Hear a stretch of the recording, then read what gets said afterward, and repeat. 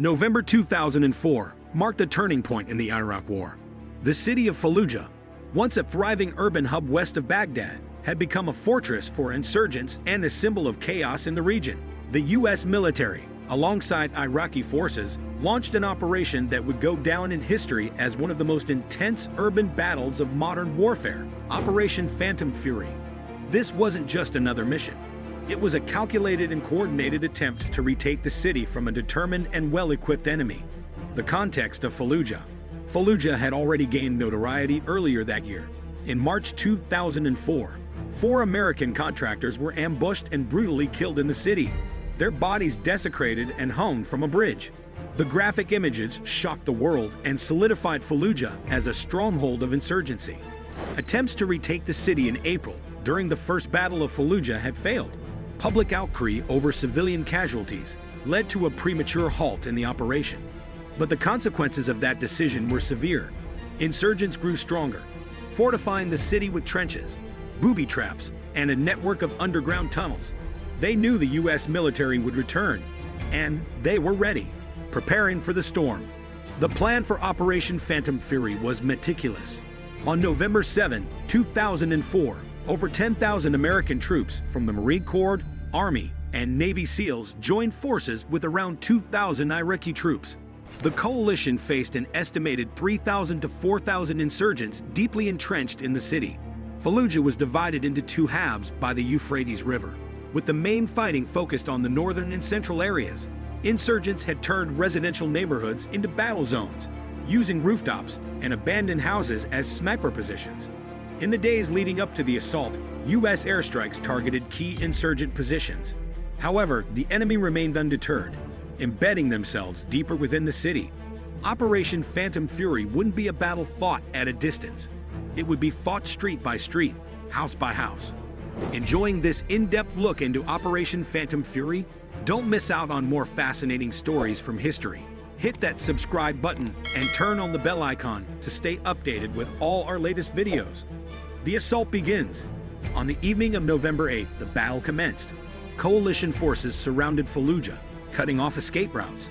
They used psychological warfare, broadcasting messages warning civilians to flee.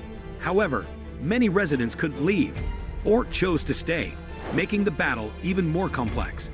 As night fell, the Marines launched a massive artillery barrage, signaling the beginning of the ground assault.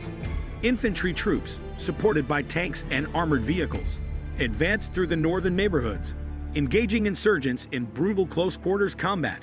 The fighting was relentless. Every alley, room, and rooftop seemed to hide a potential ambush. Insurgents utilized hit-and-run tactics, sniper fire, and improvised explosive devices, IEDs, to slow the coalition's advance. The human cost of war. As the days turned into weeks, the scale of destruction became evident. The densely packed neighborhoods were reduced to rubble. Buildings were pockmarked with bullet holes, and the air was thick with dust and the acrid smell of explosives. Casualties mounted on both sides. U.S. forces lost 107 personnel, with over 600 wounded. For the insurgents, losses were staggering. Estimates ranged from 1,200 to 1,500 killed.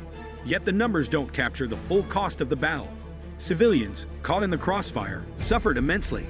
While many had evacuated before the battle began, thousands remained, enduring conditions that defy imagination. Hospitals became overwhelmed, and access to food and clean water was scarce. Acts of heroism.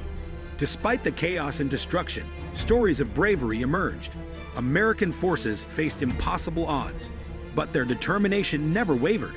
There were countless instances of soldiers risking their lives to save their comrades. One such story involves Sergeant Rafael Peralta, who was mortally wounded while leading a team of Marines through a house. Despite his injuries, he pulled a grenade under his body, absorbing the blast and saving the lives of his fellow Marines. These moments of heroism served as a reminder of the humanity that persists, even in the darkest of times. Insurgents' defiance.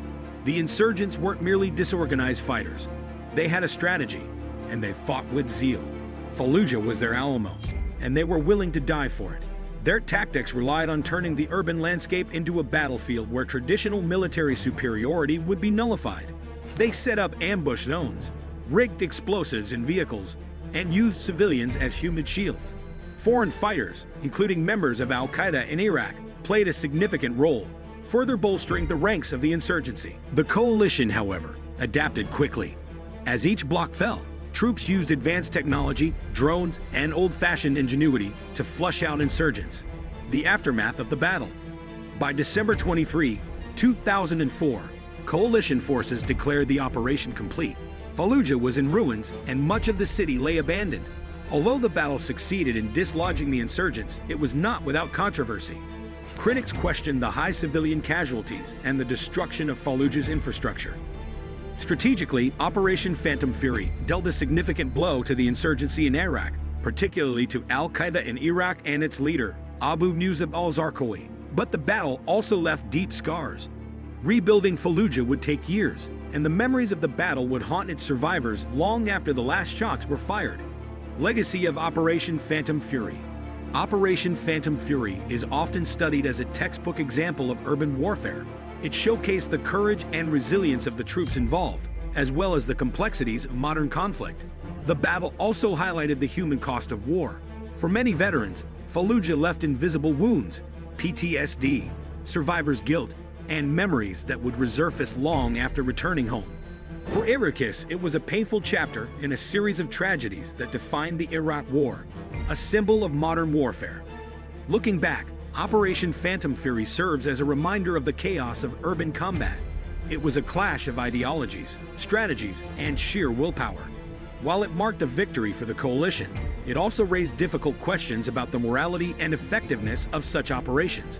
As the years pass, the legacy of Fallujah remains. It is a story of sacrifice, resilience, and the devastating impact of war on soldiers and civilians alike. The Second Battle of Fallujah was more than just a military operation. It was a glimpse into the realities of modern warfare. It was a battle fought on the ground, in the shadows of crumbling buildings, and in the hearts of those who bore witness to its horrors.